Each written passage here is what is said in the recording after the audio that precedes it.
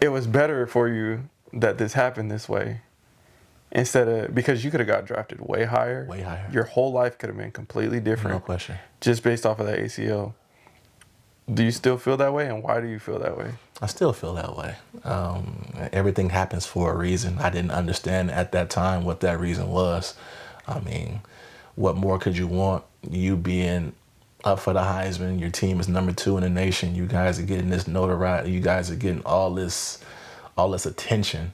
Like I say, after Joey, I feel like no one knew where Eugene was on the map. Right. Everybody knew exactly where Eugene was, and really wanted to be part of it. I think it was a testament to our year that we had College Game Day come out twice in 1 year. I don't think that's ever happened before prior to our year in football. But yeah, I have no regrets whatsoever. Now seeing it in hindsight, like, the man above blessed me with a Super Bowl my rookie year. Crazy. In the league. So I went in 2008. The Steelers went to the Super Bowl. We ended up winning against the Cardinals.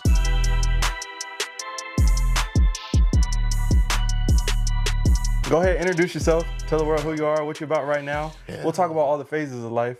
But, people, they're in different chapters, so I might see you as something, but you're like, no, I'm right here in life. Yeah. Oh, yeah. My name is Dixon, originally from the Bay Area, Oakland, California.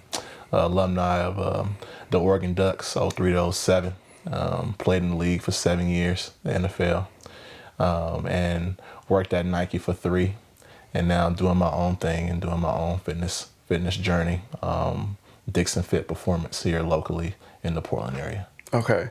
So we got a lot to uncover in a little bit of time. Let's do it. So I like to take it back to the OG roots. Where was the family dynamic in the home? Where were you guys, and you understanding about finances and everything, just what was going on in that lifestyle? And what was those first kicks that you was rocking in that grade school, middle school era as well? Kind of paint that picture for me just to kind of get a look at that time. Yeah, growing up in Oakland, California, I had a stable household. My mom took care of the education. My dad took care of the sports. I played every sport under the sun. My dad, when I was young, he threw every ball in front of me: baseball, football, basketball, golf, whatever it is. Okay. He wanted me to be an active individual. My dad has a baseball background. He made it to college. And then my mom played volleyball and she played softball. So sports was definitely rooted into my family. Really wanted to kind of really create that dynamic for myself, and just kind of really just figure it out as I continue to go as a little kid. Football, baseball, and basketball was definitely my 3 sports that I played in middle school, high school, all of that. And everybody always asks me, which was my favorite sport to play. And at that time, I always told people it was like, it all depends on what I'm playing at the time. So if it was football season, football was my best season, and vice versa. But the financials, I really wanted to make sure that my parents didn't take care of my education next moving forward after high school, college. So I bust my butt to kind of really make that happen.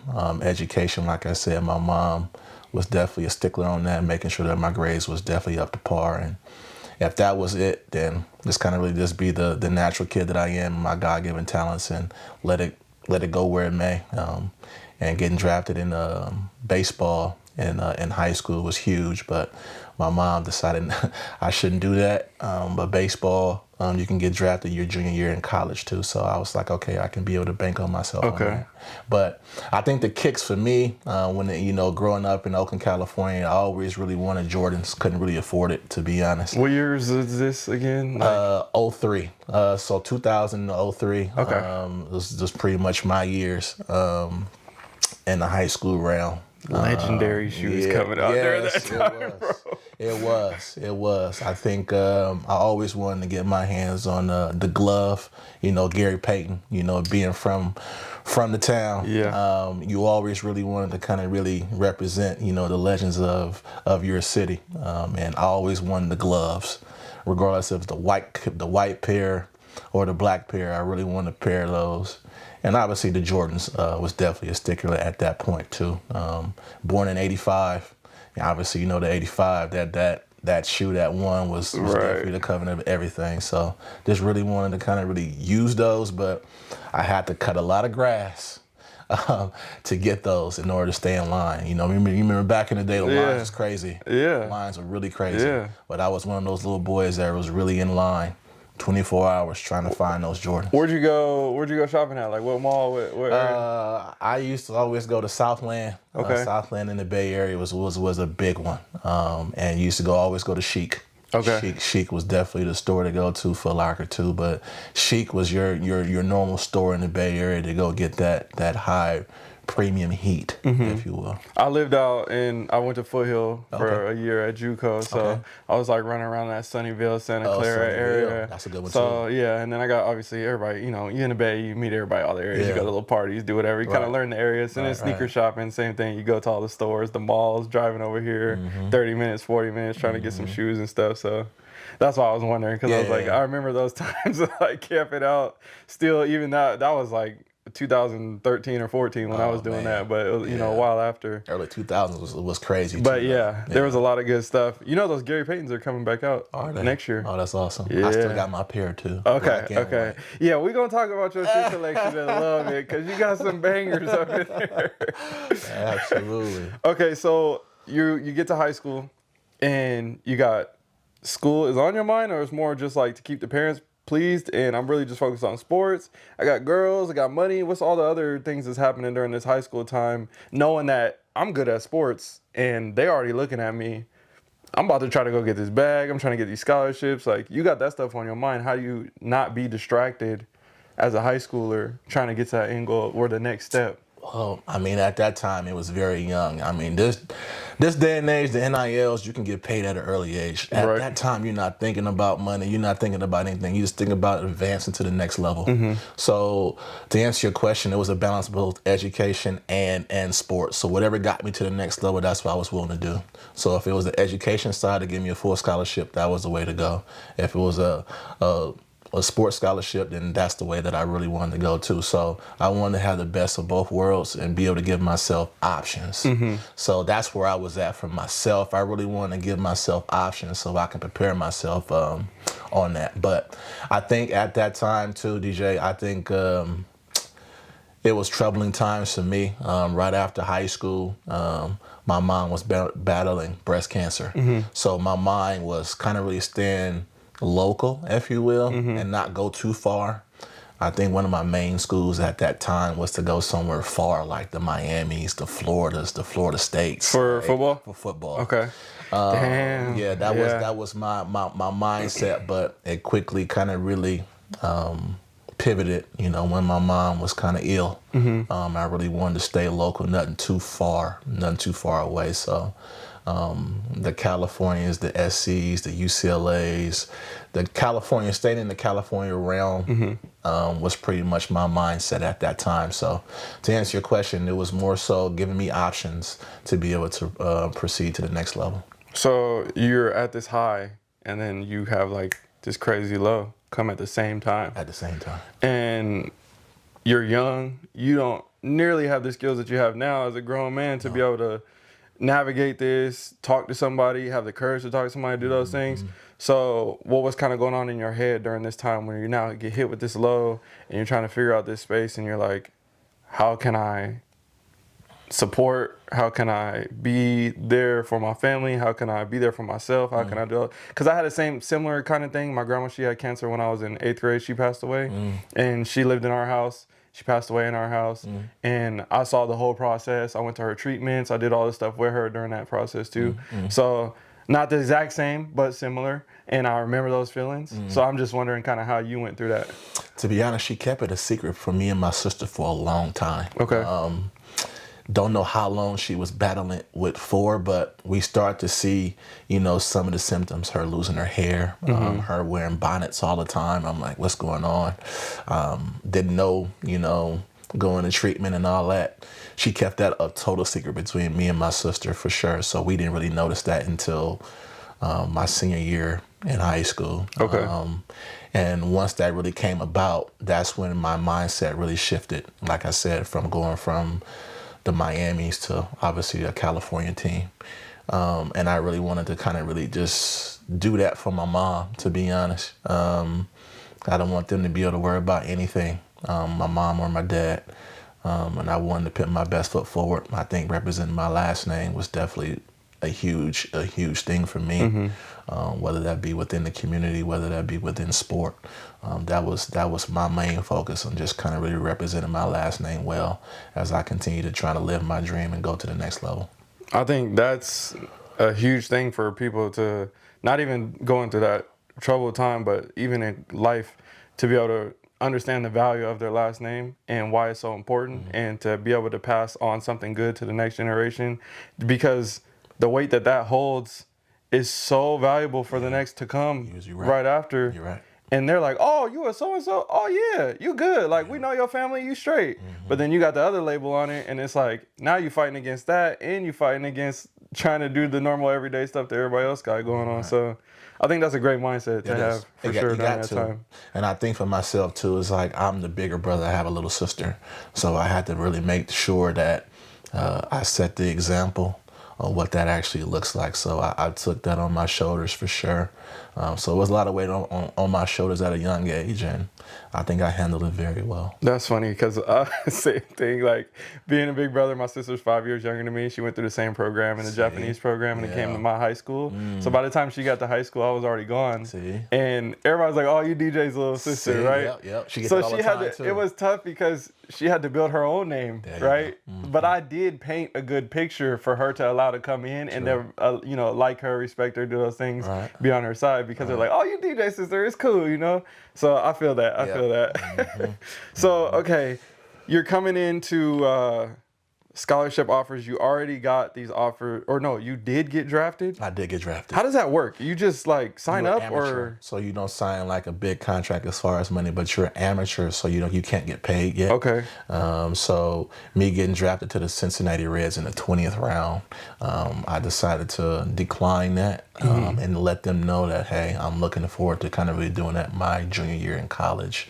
So keeping my same field rep and all, I make sure that he was close to me wherever I decided to go to college, and making sure that in the off season of football, wherever I kind of really did, we were still honing in on my baseball skills so to get ready for a showcase my junior year. Okay. Yeah. So that happens. Now, how does Oregon come about? If you got Cali on your mind, you're like, Oregon? Yeah. You know what I'm saying? Like, what? So, the top 2-3 schools that I really wanted to go to was Arizona State, UCLA, and Cal State Fullerton. Cal State Fullerton baseball team was the top of the top at that time. And my main focus was, hey, baseball is my route. My dad definitely had a good background of that, and baseball I found to kind of really be my first love at that time, because that was the first sport that I could potentially be a professional at, getting drafted early in high school. And the week of signing day, I really wanted to go to UCLA because I had a best friend that was a year older than me that went there. And he was a 2-sport athlete, baseball and football, and Jared Page. That was my best friend. And I really wanted to follow his footsteps. But the week of signing day, the head coach of the football team, Bob Toledo, got fired at the time. Damn. And it killed me. To be honest, DJ, I really wanted to be a Bruin. Okay. A Bruin, that's where I really wanted to be. That's what my head was, from baseball and football. I mean, both programs were pretty much at the top of the game at the time, too. So I was like, it's a no-brainer. And seeing that I really wanted to stay close to home because of my mom, too, it was a shoe-in foot for me. But like I say, by him getting fired, they hired Carl Durrell. And at that time, he was like, I don't want any other quarterbacks or anything. Crushed me. Crushed my dreams. You're like even if I wanted to, I was like, wait, what? At that time, I think it was Olsen. I think the quarterback at that time, the lefty, the redhead. And he had a couple other quarterbacks on top of that. So my mindset shifted. So I really wanted to be in the Pac. What was it? Pac-10 or Pac-12 at the time? I forget. I think it was the Pac-10 Was it Pac-10? Yeah. So I really wanted to be in the Pac-10. That conference spoke to me. And I started looking at UW. UW was really good in baseball. Like I say, Arizona State was really good at baseball too. And I used to always come up here to Oregon all the time in the summertime because my dad has two brothers that stay out here in Portland. Yeah, I was about to say Miss So Dixon. She is yeah, at my high school. see, She yeah, be like, Mr. Dixon, all of that too. Everybody, yeah, that's my uncle. I've been a counselor at Jeff for like 40 plus years. yeah. So I was always up here in the summertime and all, and I was like, Oregon can kind of really be in the conversation as well for myself. That's still home for me, away from home because my two uncles that stay out here. So Okay.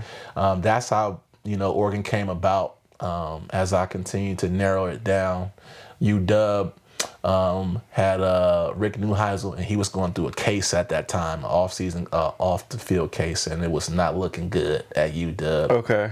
So I kind of really snipped them. And then Arizona State, it was kind of 1 and 2 between them and Oregon. But I decided Oregon because I think at that time, Oregon was a basketball school at the time. Yeah, because I had Joey on here, Yeah. and he talked about them and how they basically kind of changed the mindset of the program. They totally and did. they were the ones that were the catalyst of that group in that era. Yes. And then you came after that. Yes. And it was like the passing of the batons, and I was like, let's take it to the next level. Let's do this again. I think So, after yeah. Joey left in 2000, that 03 when I came in, I think was a basketball school. Like I said, both Luke's and the Aaron Brooks was there. Yeah, So yep. it was a basketball school at the time. So I really wanted to shift the narrative, and I was blessed to be able to have the core of athletes around me to make my job a lot easier than what it was, to be honest, DJ. So you come in freshman year. Who's in the gang that made it through? That was standing out. Say that again. One more Like time. your freshman year. Yeah. You know how you got them freshman year homies Yeah. that you pull up with, Yeah, and then yeah. y'all actually all make it to that junior senior year, and y'all like.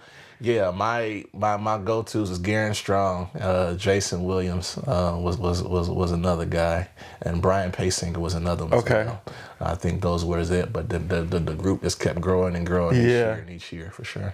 Okay, so you come in freshman year. Yeah. You got the spot? You don't? What's going on with that? At that time, to be honest, I came in a semester early, so I gray shirted. So I stayed with like a host family for a semester, and I actually worked at M. Jacobs Furniture Store. Okay. Just to kind of just to be on campus. Okay. And just kind of really just get the mode of everything. So that extra semester, that's when I was out there, just kind of really just getting my feet wet on a lot, on and off the field. But then I redshirted for a little bit. Shortly after that too, so I didn't really start playing until almost the end of my sophomore year. Okay. Yeah. Okay, so season's going on sophomore year, and then how do you get the shot? We was playing Oregon State. We was getting blown out at Oregon State. Had an opportunity. I think it was like cleanup minutes or whatnot. Right. But it was an opportunity for me to kind of really put my foot down and looking forward to the next year. Had an opportunity there. Had some ups and downs within that whole game for myself, but things didn't really start turning for the best until my junior year. Isn't it so crazy? I just like already see you in your head remembering that game. Oh yeah. And the plays and Oh, the yeah. stuff that happened. Oh, yeah. And like us as players in any sport, like we can recall all these moments, the course. plays, the drive, and it's like game after game after game. It's like, how do we do this? I don't know how to. It's just ingrained into our skulls. But it's You're right. crazy how it You're works. So right. You're so right. Absolutely. So how do you take that mentality of that and apply it to other parts of life? Of saying, hey, I'm good at this. I master this. I can remember this. I can execute this and do it at a high level and perform it at a long period of time. Yeah. And how can I translate that into other parts of my life? Just having discipline and being patient. It's all about timing and opportunity, I feel like, for sure. For myself, being a quarterback too, you got to be even keeled, and you always got to be ready because you're always a play away. And that's what really happened to me. Kellen Clemens goes down with an ankle injury, and boom, that's my opportunity to kind of really take over for the most part. Kellen Clemens was definitely a great role model, a great mentor of mine, and kind of really passing the torch to me and Brady Leaf at the time because we were going back and forth my junior year.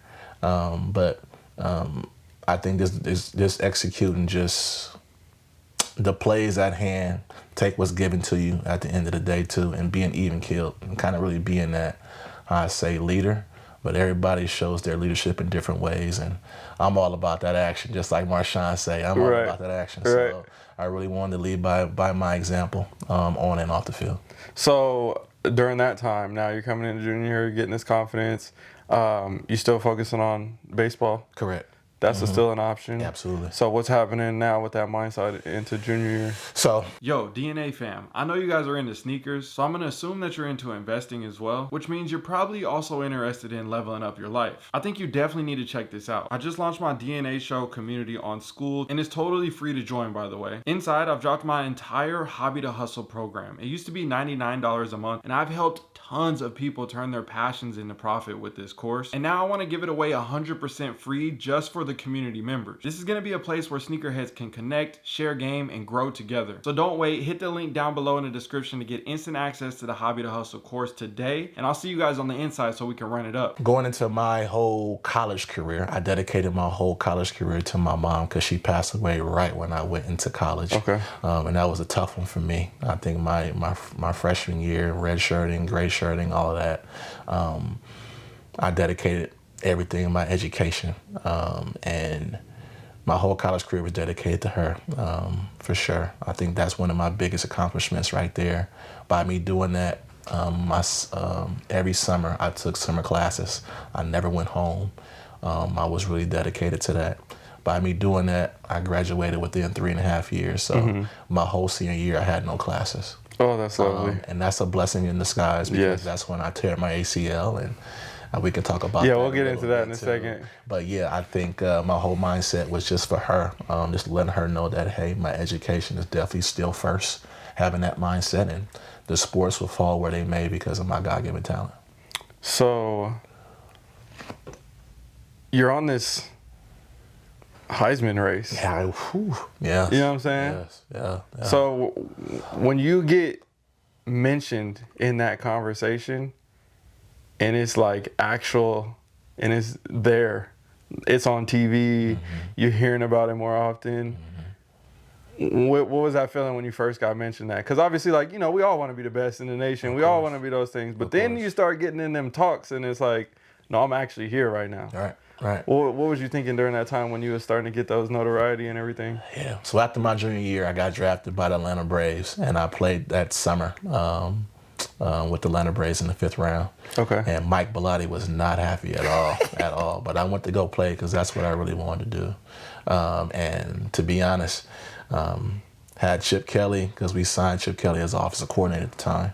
And if he had not come to Orlando, Florida to come kind of like re-recruit me, I probably would still be playing baseball to this day. Damn. Okay. So for him to come down there and kind of just sell, you know, what could potentially happen my senior year, it was a no-brainer for me. The Atlanta Braves at the time was like, you can be able to come where you left off, so you can go play your senior year and come right back where you left off. And at that time, I was in AA, so I was rolling. I was AAA, and then I was almost there. But I went and played my senior year, and when I knew that we was going to turn the page, was that Michigan game.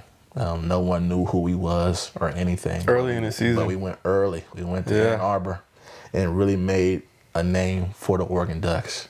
I think that game right there was a pivotal game of just the whole program and where we wanted to go. And it gave me the utmost confidence as well, going into a hostile environment like that with 110,000 people. That was very quiet, but just kind of really just believing in the system of Chip Kelly and the spread offense, and just putting his weapons in the best situation possible. It was, I feel like me throwing into the ocean. Everything was open. Everything was quiet. Who's your receivers that year? It was Brian Singer, Yeah. Jay Will, Cameron Colvin, Ed Dixon was my tight end. That's right. So I had a lot of weapons, and obviously in the backfield I had Jonathan Stewart. Going crazy. And then I had JJ, Yep. Jeremiah Johnson. Oh, then I had Garen Strong, Yeah, as well as one of my receivers. y'all was stacked. So we had a lot of receivers at that time. It was really good. Really good. I think that was the pivotal moment for just the whole program in general, though, for sure. Was that Michigan game, and that's when the Heisman conversation is really starting to come, because now we're on TV now. Right. So pressure can change a lot of things. Of course. So what was your kind of game day or weekly routine or whatever it was that kind of keep you sane and humble and prepared and not overthinking stuff and not worried about what's going on in the media and everything? Yeah. I mean, it's tough to kind of really do that, to be honest, but I really wanted to keep it in house, and kind of really just play for my brothers at the time. And seeing that it was my senior year, I learned a lot from baseball, from the short stint that I had. Was being disciplined and having that short-term memory, because in baseball, I mean, going through the farm league, you can find a lot about yourself too. It's a lot of curveballs that you may hit. It's a lot of curveballs that you may strike out on, but you got to have that short-term memory. And I transitioned that into just football as well. You're going to throw interceptions. You're going to have bad plays, but you got to be even-keeled and be able to just have, like I say, the short-term memory, continue to move on. So for me, I just wanted to make sure I had that mindset, playing for my brothers and making sure that I put my best foot forward and making sure that I was properly prepared. And I got to thank Chip Kelly for that. Just kind of really just throwing the worst case scenarios in practice. So when a game came, it became easy for me to kind of just react. So I got to commend him on that for sure. So in baseball and in football, Yeah. what were the biggest strengths that you had at that time? Whether it was within preparation, a skill that you had, something that you were just like, yo, every time I do this, I'm on. Like, I know I'm making this pass. I know I'm doing this perfect or whatever. And then what were the biggest weaknesses that you had in both of those that you're like, I got to work on this? And how did you work on them? I say from just a baseball standpoint, I pride myself on defense, being a right fielder, having the strongest arm on the field. I was all about assists. I wish someone would round third base. I'm forget the cutoff. I'm going right through him, tag out. That's what I was always used to. Absolutely. I think for a weakness on baseball was just, adjusting on different pitching. You always see the traditional curveball and change up and a fastball, but people got screwballs. People got so many pitches to where you got to be able to do your homework on. And being in the farm league, you don't have I wouldn't say enough film to kind of really see each other's pitches. Pitches at the time, so you just going with it. So you just gotta go experience it. Yeah. So that was a tough battle for me. I think as far as football, I pride myself on preparation, and that started with obviously Chip Kelly just putting all those worst case scenarios in my mind during practice, for sure. And I think as far as just the weakness. I say sometimes when things aren't going our way, I tend to be in the tank. And what I mean is I tend to drop my head a little bit. And sometimes I got to take my own advice as far as, letting that play go so we can be able to go on to the next series. I struggled with that a little bit in my junior year, but I think my senior year, things came into fruition because of baseball. Like I say, having that short-term memory, it changed a lot for me. So that right there is like a key point to say, okay, this is something which applies to everything in life. Yeah. Same concept, right? Yeah. So you can say, I could take that nugget out and apply this to all my other parts of life. And now, because I switched that between junior and senior year, look at the trajectory of everything. And people kind of, because everybody, they coming up with all these master plans and all this stuff. And it's like, we got to come up with a solid system. What works for us. Every system doesn't work the same. Right. And then how can we adjust just barely turn the knob a little bit on one thing, and it could just from there. It's so wild how. True. So that's why I'm always asking these questions, trying to learn and see, what it was, because it might have been something for you and it's something else. And I'm like, they turned that knob, they turned that knob, they turned that knob. Right. Which one do I think applies best for my life? How can I turn that knob to going into next year or next month or whatever it may be? And I can apply that to life too, like you say too. My worth ethic. I always think that's definitely is going to separate a lot of people. A lot of people have God-given talent. Someone's always going to be faster. Someone's always going to be stronger. All that, but your worth ethic is what makes it happen. So my motto is let your success be your noise, and continue to work when no one is looking.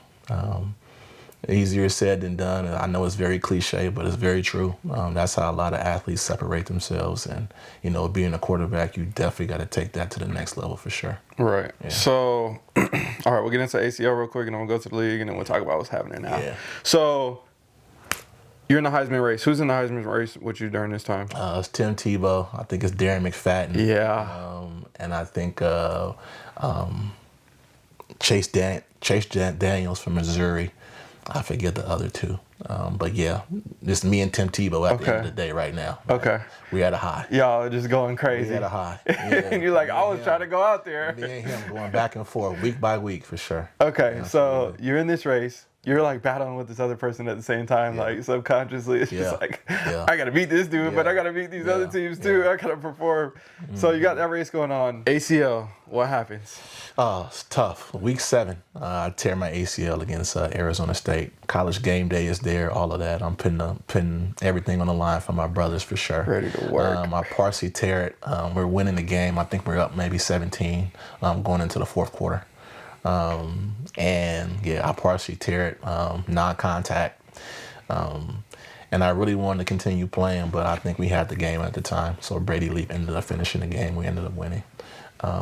But the week after that, we had a bye week. So I had 2 weeks to kind of really get a second opinion on what's going on and all of that stuff. And people were saying that I partially tear it and people can be able to play on that.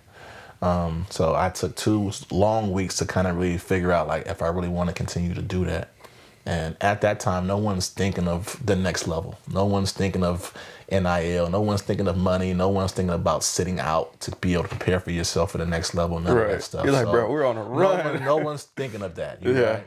Here, I am definitely at a high still. We're number 2 in the nation. I'm battling the Heisman between me and Tim Tebow. And I'm like, you know what? I'm going to just go ahead and just continue to play. Okay. So we went to Arizona, and I say the first 2 series, it was really good. I ended up having like a 60-yard scamper off to the right, cut very well, and the speed just really took over. The speed never left. But the next series, that's when it completely just really gave out on me. Yeah. And it was tough. It was definitely tough. And at that time, like I'm leaning onto my support system of my dad and my sister. And it was really tough. I didn't know what angle to go. Football, if that was the way to go. Baseball, being in the farm league, still in AA, coming off of ACL, it's kind of tough too. So my mind is just spinning. I don't know what my future is or whatever. But I really wanted to make a difference on that. Like I said, I tore it in late November. And by me graduating early, my whole senior year, I used the training. The training room was pretty much my new home.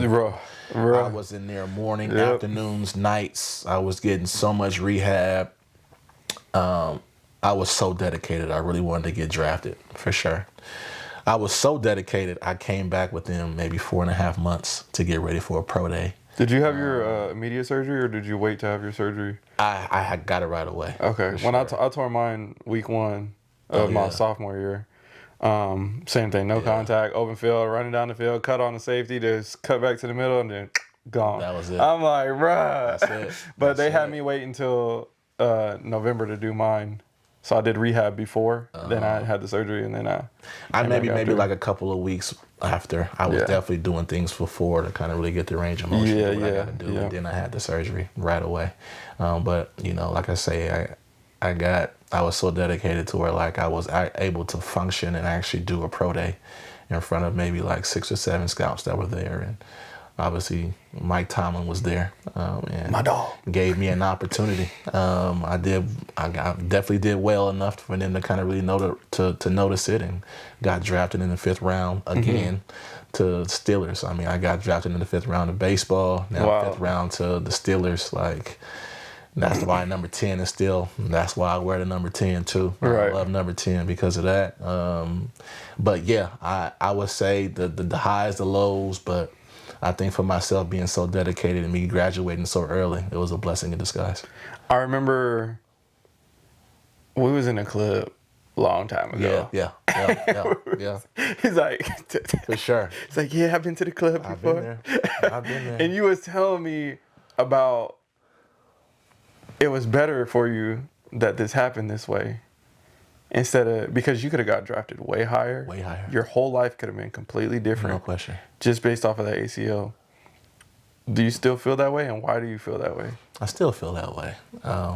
Everything happens for a reason. I didn't understand at that time what that reason was.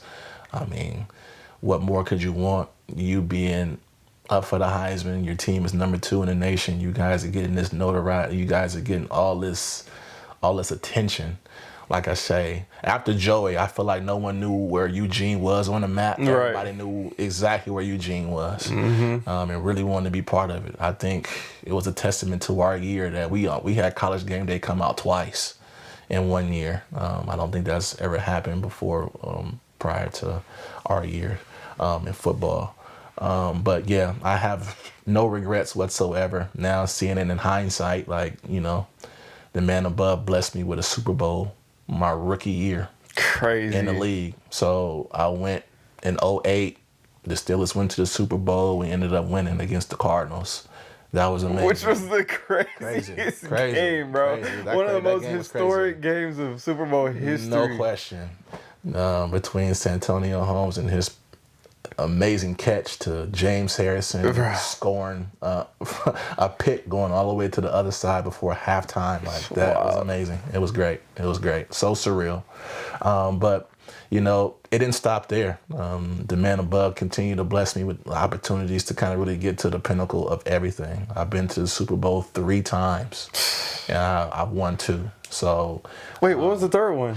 Every other year I was going. So 2008 right. we went. And then with the Pittsburgh Steelers, we ended up going again and playing against the Green Bay Packers. That's right. And we ended up losing that game. That was when Aaron Rodgers really had his coming out party. I was sick about that one. And then I went to the enemy and went to the Ravens. Had an amazing year there as well too. Both organizations definitely amazing, but they're different in their own right. But we ended up going to the Super Bowl there with the Ravens in 2012 to play against the 49ers in New Orleans. Ended up winning that game. Backing up, Joe Flacco, and obviously backing up Ben Roethlisberger was an amazing opportunity for myself. Man. Going against that defense on both sides in practice every day just made me better as an individual, which was great. So you're no longer the guy. Yeah. Right? Mm-hmm. And you have to navigate, again, ego, all the other stuff, and put your best foot forward and come into work every day knowing that I got to do my best to make the team better. Mm-hmm. I got to learn from this. I got to soak in the game from these other guys. Mm-hmm. And my time may come, it may not, but if not, I can leverage this knowledge and be able to use that to be in the league for longer or help other young players, whatever it may be. Mm-hmm. You're coaching kids now, and you've got not only your knowledge, but all this expertise from all these other guys as well that's compiled on into that.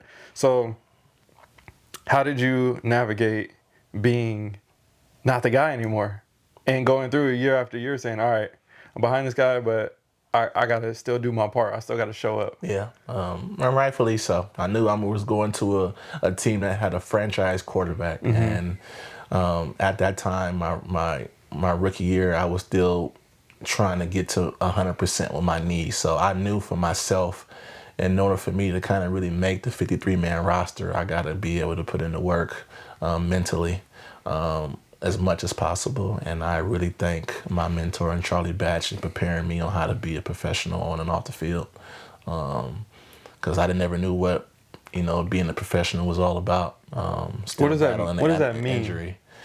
For me, it means kind of really, like I say, continue to put your last name forward for sure. Knowing that you're representing an organization, and you want to be able to put your best foot forward as well. So not only be able to provide for your immediate family, but provide for your football family. You would want to be able to do that on and off the field. So not only are you representing yourself on the field and doing the best that you possibly can, but being in the community and doing the exact same thing. Never knew exactly what that was, and like I say, I thank Charlie Batch for that, kind of really giving me that mindset. So wherever I went, I was ready to go. And like I say, being a quarterback, you're a play away again. So preparation was huge. Each and every week, you got to prepare as if you're about to go play that game. So I remember when you was getting your shots, you would go ball out. Shots. I was definitely doing that. And like I say, preparing myself for that because I never knew that was going to happen. But I had maybe 4 or 5 games of good opportunities for myself, and I definitely put my best foot forward. Yeah. I thank God for my preparation with Charlie Batch to kind of really get me there. So, okay, Steelers, Ravens, then what? I went to Philly. I went to the Eagles after that. Right after that Super Bowl rin, Chip Kelly ended up being the head coach for the Eagles, and I'm like, man, I'm about to go play for my college coach. This is amazing. He's bringing that same system into the league, and it's like, what better person to do that than with me? I think we kind of really started something at Oregon, and I felt as if we can be able to do the exact same thing with the Eagles. Not knowing, I knew for myself that I wasn't going to start to play, because at that time, you had Michael Vick. I was about to say, Mike Vick was there at the same time. And you had Nick Foles. Yep. So both of them was still battling and all. And, I just wanted to be part of the conversation, kind of really give my expertise on what Chip Kelly's plays all about, and really give them the keys to the castle with that. And things didn't really pan out. I say Chip Kelly obviously he was different, and obviously and rightfully so. At the time, it's still a job between college and pro, but it's a different job between pro and college. And I was quickly reminded of that. And to say that he had clout, he didn't really have a lot, because a lot has come from upstairs, from management and all of that stuff. So a lot of things are out of his control. And here I'm thinking that they're not going to draft another quarterback and all, and they do, and things didn't pan out in Philly, and I ended up playing in Buffalo for a year, and then Arizona for half a year, and decided to hang it up. So you kind of get on that phase of now bouncing around, and you're like, I'm not dealing with this. Yeah. Like, I just can't be all over the place, Right, and right. the uncertainty and all the other elements to it. Because there's that, having that sense of security is a lot easier mentally as well. Yeah. So was there a certain thing that kind of pushed you to that point? Or is it that, like, it pushed you to the point, the league pushed you out? Like, what was the kind of dynamic? I just feel like football wasn't fun anymore. Yeah. Obviously, it's a job. And, when you have so much invested in certain players, they have 9 lives. Right. And you don't have an opportunity to kind of really show your skills on things. And I'm a big stickler on timing and opportunity. And those opportunities kind of really dwindled towards the end of everything. Right. I had a good 7 years in the league for that. Don't have no regrets of that, but I had to transition. I know football, NFL stands for National Football League, but in my mind, it stands for not for long. Right. So you got to be able to pivot and transition. And I think the 7 years that I played, I think in the off season, I came back to Oregon, Portland, to shadow a lot of my friends that worked at Nike, because I never really had a corporate job before. So me being proactive within that 7 years and gaining those relationships made the transition between football and the real world a lot easier for myself. So when you were at this kind of end phase, this is when we were meeting during this time. Training. Because I was in college. Yes. Play receiver, you play quarterback, very convenient. Jaren, all the homies. Everybody. We can name all the people that we was training with, right? Right. And we would go run routes, we'd do all this stuff. And for me, it was great because I'm like, yo, I got a perfect quarterback throwing me perfect balls. Yes, This is nice. yes, I yes. love this. I'm here all day. You like just Right. run over here Just and be do there it. on time. I'm That's like, it. cool. Turn that head around. The ball's right there on you. Every time. It was Yes, crazy. yes. So with that, it was interesting, you know, watching from afar, seeing that transition as well. But I was also excited for you because I seen that you had so much going on with training and what you were doing with the new gyms that were developing, and like you're talking about getting into Jordan Brand, doing stuff at Nike and everything. Finally getting on social media, we was Yes, talking about all that, right. which was fun. Right. So besides that, on the money side, understanding finances, now you get to the league, you're getting these checks, you know you're not the top dog, so you need to be smart, you need to make wise decisions. Did you have somebody that was kind of teaching you this? Were you learning it by yourself? Were there any good decisions that you made, bad decisions that you made during that process? Today's partner is Sneaker Throne. They have multiple options when it comes to durable and high quality display cases. One of my personal favorites is the drop side display case. I'm a size 13 and I can easily fit my shoes inside of here, and I have hundreds of these stacked throughout my rooms to display my sneakers. When it comes to the cases in particular, you have 4 different color options: clear, black, white, and red. So if you're looking at grabbing one of these for yourself or for someone else, make sure you guys check out sneakerthrone.com, and don't forget to use the discount code DNA Show at checkout for 10% off for all your orders. All right, let's get back to this podcast. I didn't make any. I think I held on to my money, didn't do anything crazy. I'm really not a big jewelry guy. I don't bet. I don't do none of that stuff. So, and when it comes to shoes, that was my fetish. I love shoes, but I was getting that pretty much for free because, you know, playing at Nike University with Phil Knight, playing there. Bro, you got your own Jordan 11s. And then, yes, I got my own Jordan 11s because of him and Tinker. I appreciate that. It's crazy. And then playing in the league for 7 years and being a Nike athlete, and then working at the Jordan brand for 3 years. That's another animal in itself too. And now being an independent contractor for the Jordan brand and doing so many events and stuff like that too, it has its perks as well too. So it's endless as well as far as that. But when it came to money for myself, definitely had a financial advisor out there in New York. He really helped everybody in the Steelers organization. Still have him to this day. He's pretty much, I think he represents Mike Tomlin as well too. So I really trusted him and really put me in the best situation possible. Have some investments here and there, and that's where I'm at now. Like I say, having my pension, you know, you got to have 3.5 years in the NFL and, you know, letting that kick over 401k, you know how that goes too. And I think I'm preparing myself for that, you know, as I continue to get older too. Like things will start to continue to kick and roll as I continue to get older. I like that. Yeah, I remember all the new Oregon PEs would come out. Yes. And I'd be like, bro, he already got them. Already got them. Bro, have all the new stuff. Yes, between football and baseball and basketball, because basketball has some good PEs as well. Yes, and that's track and facts. field had them, starting to have them as well. So I had to get my hands on all of them. I'll be coming back a few months later like, I got them too. That's awesome. Okay, you're getting into training now. I feel like this is more of obviously it's a business, but to me it sounds more like a passion thing. And I think this could last for a lot longer than being in the league and doing all those other things. It might change a little bit, but I think you have the ability to have this passion for a long period of time. What do you think about it and where it's going and kind of the progression of that, where you started and where you're at now, and how that new business and new lifestyle has changed? I like how you put that as a passion. I think it's just my overall calling.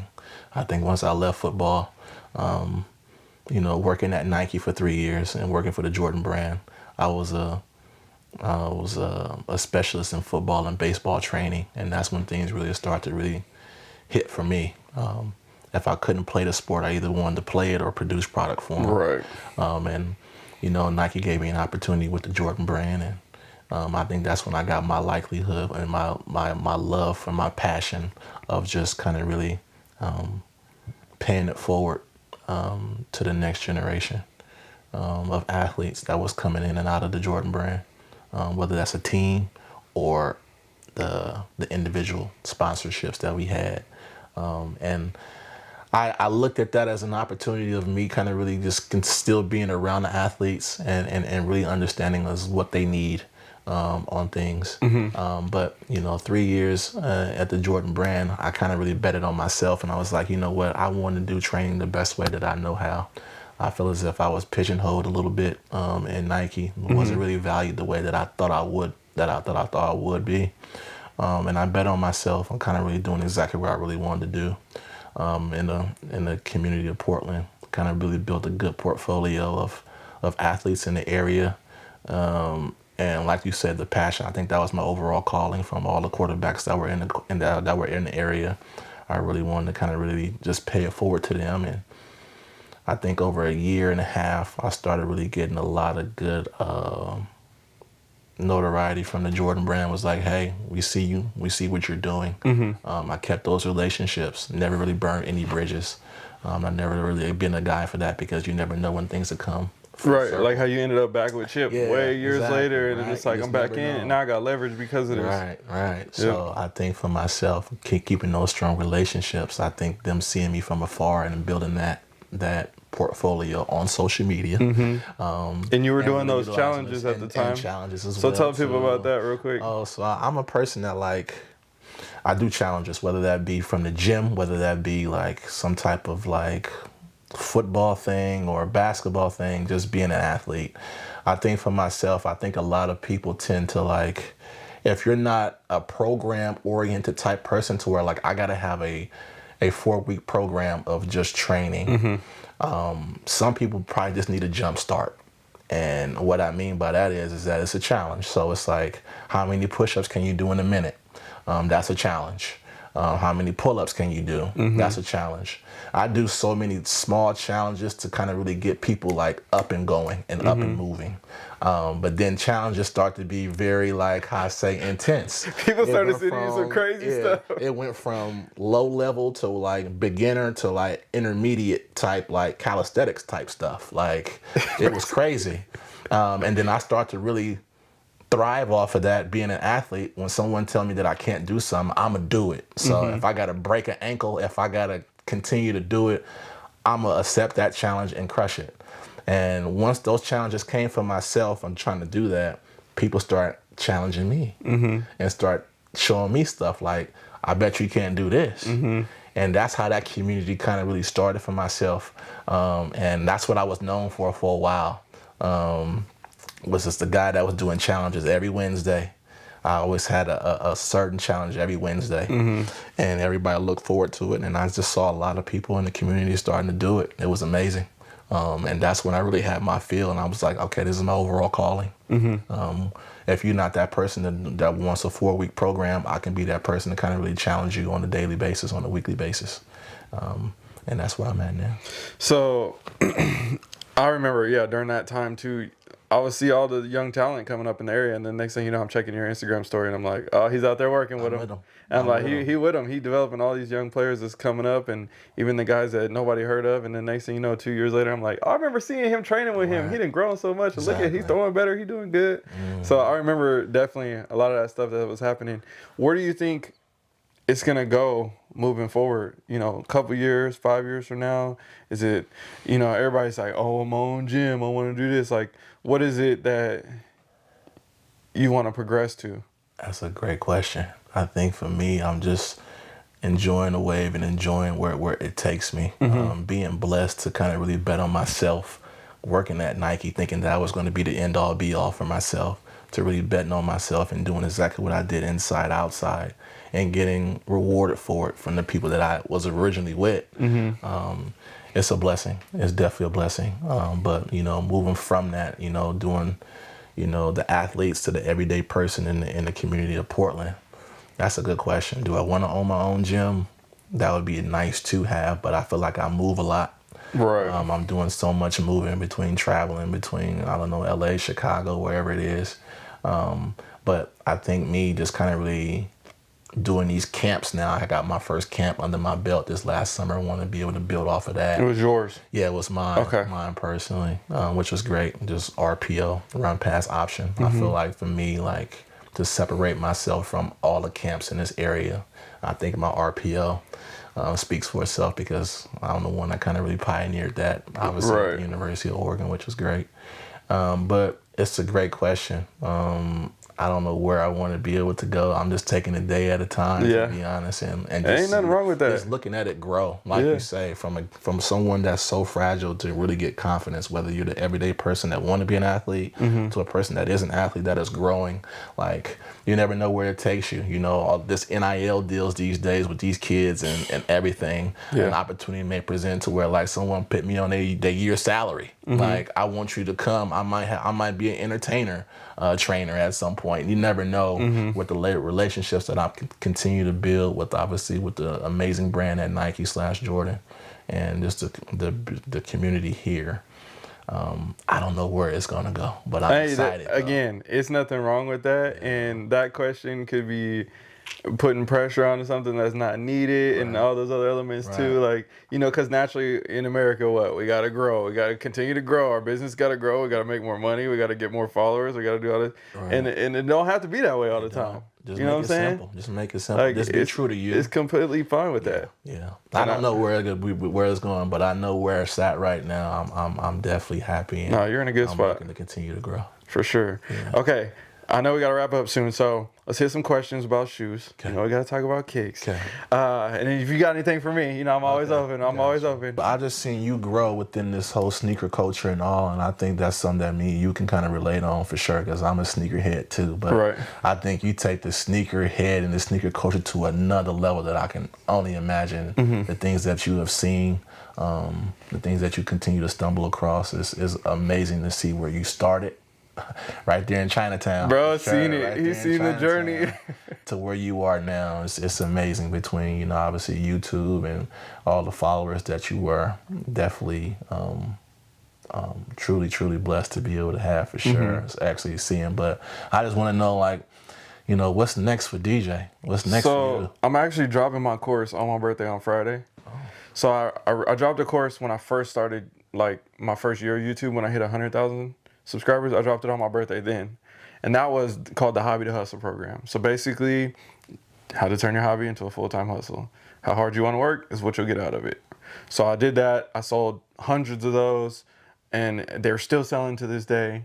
And the best part about making digital products, which I always recommend people make, like, I think you should do it too. You should have a program, downloadables, free and paid, like all that stuff. Because once you make it and put the effort in, it's just on the internet and available. After that point, you're making money and it's nonstop. Like, people can still buy that same course. It's a workout program. They could buy that 10 years from now. You know what I'm saying? The fundamentals of a lot of these things haven't changed if you stay to the... It's very universal. You get what I'm saying? Copy and paste for the most part. You see what I'm saying? Yeah, but people need that structure, and they're willing to pay for that. And sometimes it takes people to pay for something to take it serious. Because if you give it to them for free, then they're not going to take it as serious. You know what I'm saying? So... let's give it to them at affordable prices. Let's make sure that it's available to as many people as possible. Yeah, we want to make money. This is a business, all those other elements. But at the same time, I want to create the most opportunities for my viewers, my followers, to put themselves in a better position. I love that. So I did that. And then I'm like, bruh, I just want to do another course. But I had the freaking, I don't know what you call it. Like, I was just overthinking it. I'm like, this space is filled with like white men creating videos about real estate, investing, all this stuff. There's not many people like to represent for us, and I have to be perfect. I can't be wrong. I can't mess nothing up. Like, what I've developed in real estate, maybe it's not enough. Like, I only got 3 million in real estate. Like, is that enough? I don't know. Like, I've done flips, and then I started like, okay, I did this, I did that, I did this, I did that. I understand all this. Like, I know what is going on. I need to make this course and just make it happen. Like, so this past year, I was thinking about it, and then I came back from like a vacation, and I was like, I'm doing it right now. And that was a month ago. And then I was like, I'm gonna just make it happen. So I'm gonna drop it on my birthday and push myself to do it and make it happen. So now it's called Kicks to Keys. So Hobby to Hustle, Kicks to Keys. So now I taught you all the game about the shoes. You built your collection. You know how to make money off of it. You know how to create an extra income. Now let me show you how I leverage my shoe collection to get into real estate. So I just created the whole course. It's all in here just so you could kind of see like how it functions. But basically, go to the classroom, in here, it's got all the modules and everything, and then each section, and then you see it's like the fundamentals of sneakers, mastering the sneaker hustle, and then you get into like the real stuff, money moves, building financials, real estate, all the different elements to that. And then you click on one, it has all of the blueprint, everything that I know, all that is it's mapping out how the deals are structured, how everything works, and then I have videos that explain it all. So you got text, worksheets, and videos. So I give you everything you need. So everything I learned from the previous course, when I built that one, I've obviously learned a lot more on just even on how to build a better course. So now this course is like way better. So I'm gonna sell it for $500. Most of these courses is $5,000, $10,000. I make it very affordable, and then I'm gonna give people the option to affiliate sell it. So once they buy the course, they can sell it to somebody else and get a 50% commission. So they can make 250 bucks. So that way I'm getting sales off of stuff that I was never originally gonna sell anyways. And it gives my consumers the opportunity to sell 2 courses and make their money back. So they're like, cool, I can break even, learn all this stuff, and then do what I need to do. So that's kind of like the right now. But I think that's going to open the door to more content about real estate and me confidently creating that type of stuff, which is a higher paying world compared to sneakers, probably about 7 or 8 times higher paying world. I've mastered like the optimization and the SEO and how to make the most money out of something and get the right views and all those things. So now I can just take that expertise and just put it into this new world. So I think that is like my future in content and where it's going. And then I'm gonna just turn up like in real estate. Like I'm trying to get to 10 mil in real estate like ASAP. I'm about to be 34. So my goal was trying to get it by 40, but I'm like, bruh, I'm about to just put the pressure on myself and do it. So that's kind of where I'm at with all that right now. But that's where I see, again, that started with me being in that office back there and the evolution of, and then that's where I'm trying to go to next. Love it.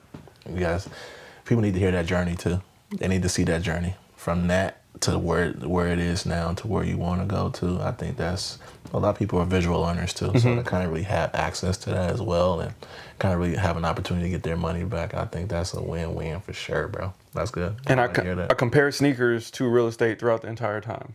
So like a colorway of a shoe is like the curb appeal on a home. What color is the home? What's the yard look like? Because when you initially look at a shoe, like how visually appealing is it to you? How visually appealing is a home to you? The sniff test, right? You smell the shoe and you're like, oh, is this right? Like, are these kind of messed up a little bit? Same concept when you go through and you walk through a home and you're looking around and you smell something weird and you're seeing cracks in the walls and stuff. And you start to realize the parallels of sneakers and real estate. And it's all the same.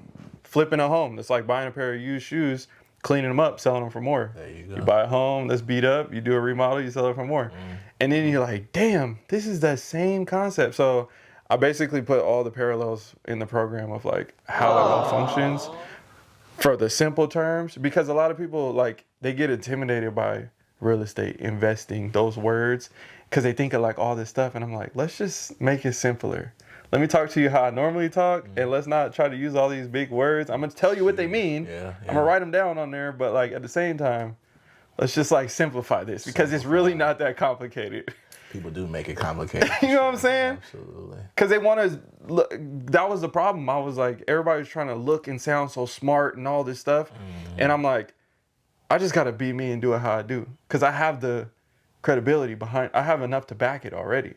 I've done the deals, I've made the money, I have the equity, I got the properties, I've sold the bulk deals and shoes, I've already done those things. It's not like I'm faking it till I make it type thing. That's true. So that's where my confidence finally came in, where I was like, I'm ready for this. I love it. You making 3 already, you say you 34. Like, I'm speaking to existence. I think he gonna make that 10 mil well before 40. And that's my thought, because my thought is like when you get to 10, you're in a position now where what do you really got to worry about in life? You're straight. You got enough rental income. It's covering all your other stuff, your bills, your leisure, travel, all that stuff. You have enough income from all these other assets. I'm doing a 0 to 100K challenge in stock portfolio. So I'm doing that. I'm at like 60K right now from 0 at the beginning of the year. So I'm showing people how I'm learning about that and same concept. But again, properties appreciate. So I'm like 3 million today, but when I turn 50 and 60, those is all going to be 7. So if I can get them to 10 before I turn 40, by the time I turn 60, them is going to They be gonna balloon up like crazy. 22, 25 million. You see what I'm saying? Yeah. Plus rental income increases and all the other stuff going along with that. So that could put me in a position to passively make whatever it is, $30,000, $50,000 a month just based off of the assets and everything. So Huge. I'm trying to play for now and play for later at the same time, just like I do with the shoes. Like you buy the chunky donkeys for retail and you know they going up, like, and they're gonna hold their value. I can leverage it and do something else with it. So that's just where I'm at, like mentally right now. I love that. How many pairs of shoes you got now?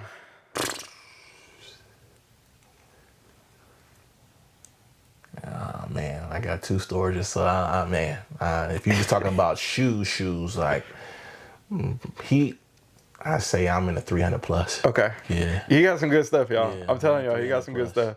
Okay. Favorite shoe of all time? The 3s. The 3s. Yes. Any of them? Any of them.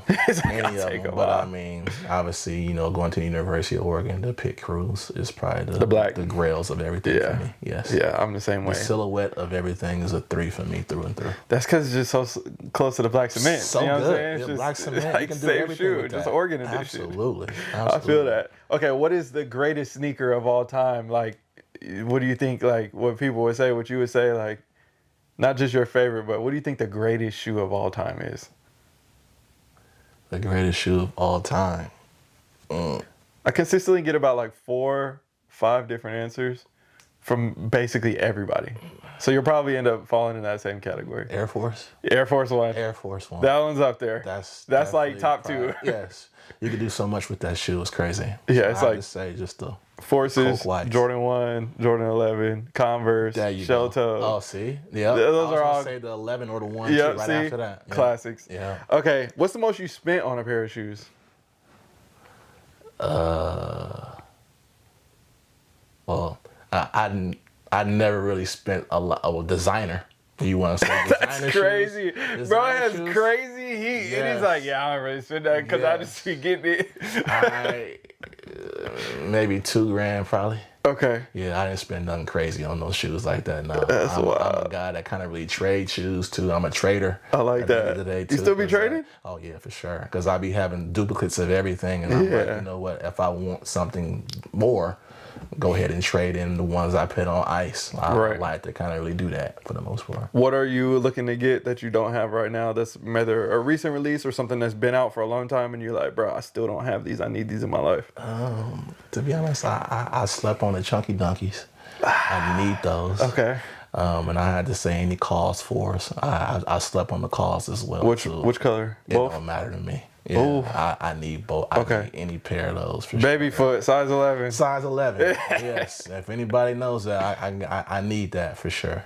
Okay. What about yourself? For me? Yes. Man, I've been on this like 1985 Air Jordan 1 kick. So I've just been trying to get like more pairs of those. I never had the Chicago colorway. I got the Breads and the Royals earlier this year. So Chicago's next on my list.